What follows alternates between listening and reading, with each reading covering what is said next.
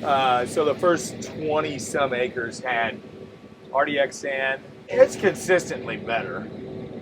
I mean, when we look here, what we were doing versus over here, we're in 270 plus bushel corn versus 255. And that was a 16-ounce rate, right? You went in with Yeah. side dress? Yeah, so we side dressed close to tassel with the Hagee with white drops, and that would have been probably it's probably right at tassel by the time they got there.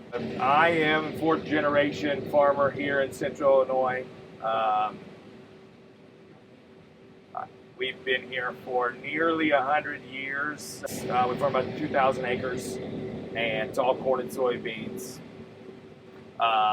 Very big no-till, strip-till guys. I'll say minimum till, strip-till.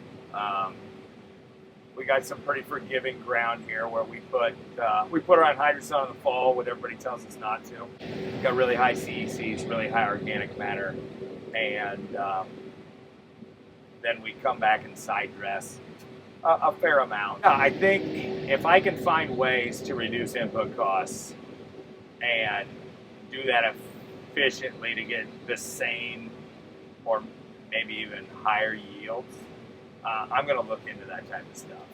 I'm not going to go and put 100 pounds of nitrogen on every acre next year in hopes that it works. But do I need to be putting on 220? Probably not. I could probably get away with a lot less if we're using products like RDX-N to kind of supplement or make that nitrogen more available.